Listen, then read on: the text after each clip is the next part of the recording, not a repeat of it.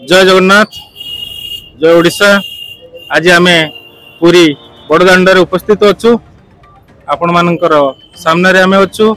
आज हूँ ओडिशार नुआ सरकार प्रथम सकाळ एवं सरकार जो दाबी मुताबक जवाब मुताबक आज मंदिर चारिद्वार खोली भक्त माने बहु सुरखुरे जाउचंती एवं आमे आज यही श्रीक्षेत्र बड़दाण्डरू आपण मानकु संपूर्ण खबर प्रसारण करूछु।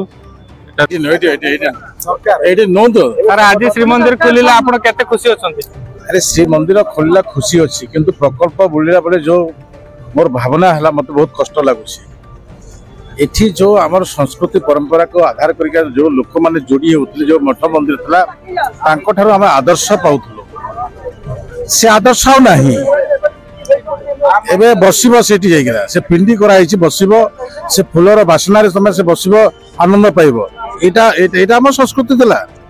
हमर संस्कृति हमर जगन्नाथंकर जो विषय से विषय को मठ मंदिर से माने सुनुतले ताको से माने गाँ को गला बरे प्रचार करुतले। ए प्रकार व्यवस्था जो लोप हो गला एटा बहुत कष्ट लागुछि।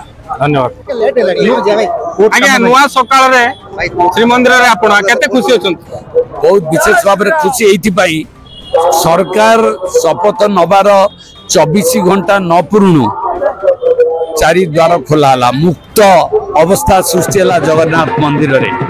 विश्वर समस्त लोक चतुर्दिगरु आसी दर्शन करेंगे खुशी रे आनंद रे दर्शन करी भक्त भगवान कर मिलन जो पर्व को पालन करेंगे। आ ये एक संकेत दौची ओडिशार विकास पाई सेमती मुक्त अवस्था ओडिशा रे तैयारी होबो, मुक्त गणतंत्र तैयारी होबो जो साधारण जनता ये गणतंत्र रे शामिल हेबे, सरकार रे शामिल हेबे एवं ये साधारण जनता सरकार होबो एवं लोक जा चाहिए सेही अनुसार योजना हबो एवं जो योजना एक दीर्घकालीन योजना हबो एवं ओडिशा एक विकसित ओडिशा हबो। आपण या आगरो कहउतले ए शंख भवन पद्म भवन रे परिणत हबो। ए कथार केते दम चाली प्रमाणित हैला। नवीन बाबू जेतबेले आसिके हम संगे शामिल हे गले सेतिरु इंडिकेशन मिली गलानी जे शंख भवन पद्म भवन अल्प बाट दूर अछि मिसी जिबा पई।